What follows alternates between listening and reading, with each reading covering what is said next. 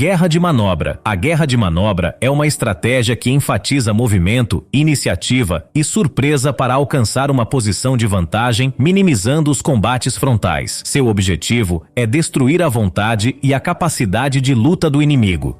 Essa estratégia é geralmente usada por exércitos menores, mais coesos, melhor treinados ou tecnologicamente mais avançados. É especialmente aplicada nos tempos modernos devido ao uso de veículos mecanizados. Contornar e isolar os pontos fortes do inimigo frequentemente resulta no colapso desses pontos, mesmo quando o dano físico é mínimo, como ocorreu com a linha Maginot. Como o ritmo e a iniciativa são fundamentais para o sucesso da guerra de manobra, as estruturas de comando tendem a ser mais descentralizadas com maior liberdade tática concedida aos líderes de unidades de nível inferior.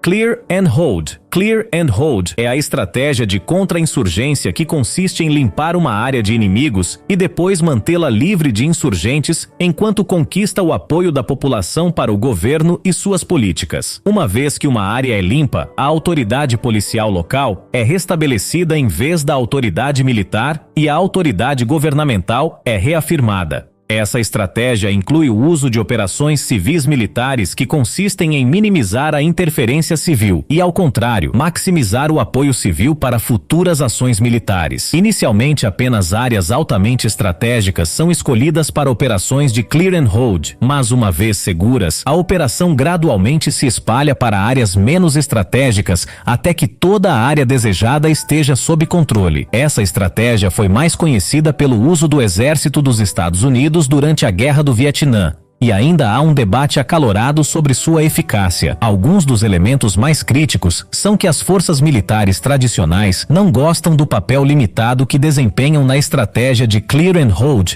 e podem advogar por um papel mais tradicional de guerra. Além disso, a estratégia leva tempo, algo que um governo pode não ter por vários motivos. A estratégia também requer um número significativo de forças de combate e polícia no terreno. Outros argumentam que os objetivos limitados iniciais das operações de Clear and Hold permitem que as forças guerrilheiras se reagrupem militarmente e que a estratégia depende muito de questões de segurança física, ignorando o papel que a ideologia, o nacionalismo e outros sistemas de crença desempenham na fomentação da insurgência.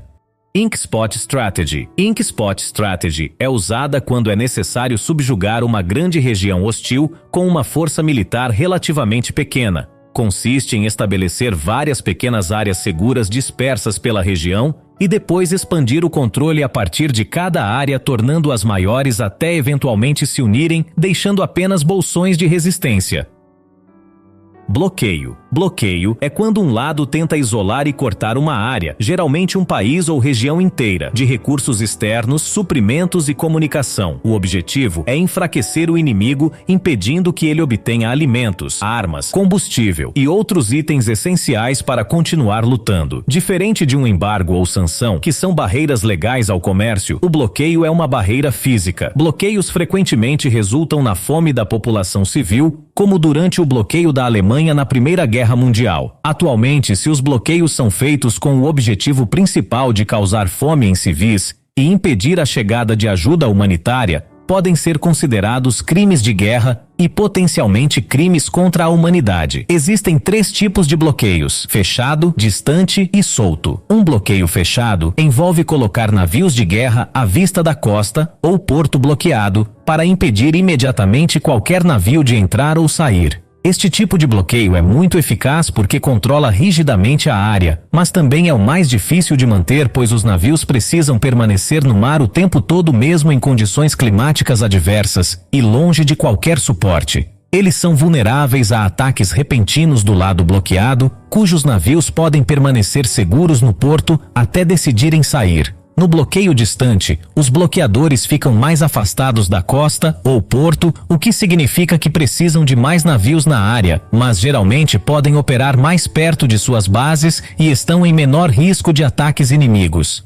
É importante notar que bloqueios distantes eram praticamente impossíveis antes do século XVI devido à natureza dos navios usados. O bloqueio solto tem um objetivo diferente dos outros dois. Os navios bloqueadores são retirados da vista da costa para atrair o inimigo a sair, mas permanecem próximos o suficiente para atacar. Batalha de aniquilação. Batalha de aniquilação é uma estratégia militar focada em destruir completamente a capacidade de luta do inimigo em uma única batalha decisiva, até mesmo na primeira. Isso pode ser útil quando o tempo não está a favor e é necessário encerrar a guerra rapidamente utilizando o elemento surpresa. Foi usada com sucesso por Napoleão, como nas batalhas de Austerlitz e Jena. Attrition Warfare. Attrition Warfare é um tipo de estratégia militar onde o objetivo é desgastar o inimigo ao longo do tempo, atacando-o constantemente e fazendo-o perder soldados, equipamentos e suprimentos. Em vez de tentar vencer rapidamente com uma grande batalha decisiva, o foco é enfraquecer gradualmente o inimigo até que ele não possa mais continuar lutando. Na prática, isso significa muitas pequenas batalhas e pressão contínua sobre o inimigo, dificultando a reposição de soldados perdidos e equipamentos quebrados. Às vezes, um lado que se percebe em desvantagem busca de propósito a Attrition Warfare para neutralizar as vantagens de seu oponente ao longo do tempo. Quando os métodos de attrition desgastam suficientemente o inimigo para tornar viáveis outras estratégias, estas podem ser complementadas ou substituídas. Embora a attrition warfare possa parecer uma escolha lógica para combatentes com mais recursos ou vantagens sobre seus oponentes, há também desvantagens significativas. Uma das razões mais comuns para o fracasso da guerra de atrito está relacionada ao tempo necessário para alcançar os objetivos de guerra, pois as condições geopolíticas podem mudar durante esse período. Por exemplo, o oponente pode ganhar novos aliados nesse meio tempo. Além disso, a estratégia de attrition dá ao inimigo tempo para ajustar suas táticas e estratégias. Um exemplo notável do uso ineficaz da guerra de atrito foi a Primeira Guerra Mundial, onde comandantes militares de ambos os lados confiaram nessa abordagem, resultando em muitas baixas, sem um resultado estratégico claro.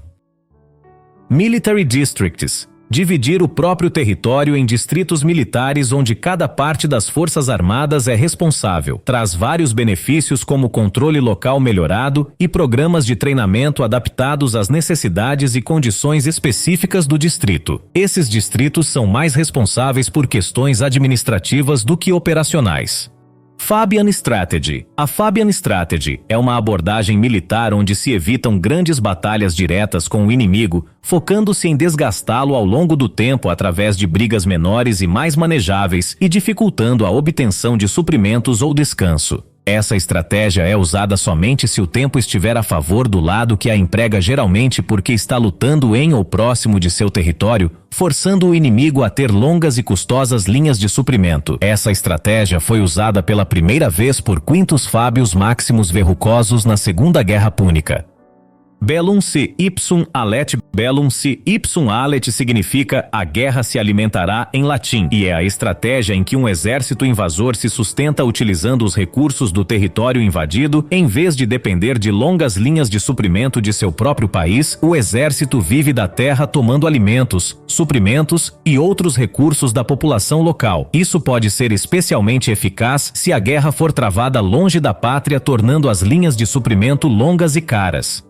Salami Slicing. Salami Slicing envolve a realização de uma série de pequenos passos para obter um ganho maior no final, o que seria difícil ou ilegal de realizar de uma só vez. Pode ser útil para governos que não querem ter um casus belli, pois é mais provável que esses pequenos passos passem despercebidos do que um grande. Esses pequenos passos podem ser dados camuflando uma ofensiva como defesa, dando ao inimigo duas escolhas: sofrer silenciosamente ou arriscar uma guerra cara e perigosa.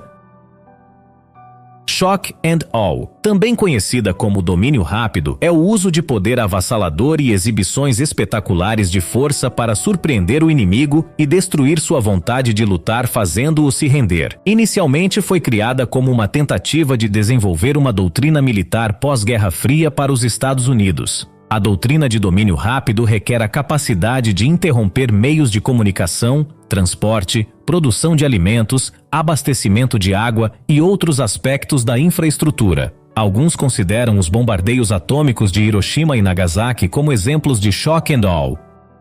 Decapitation.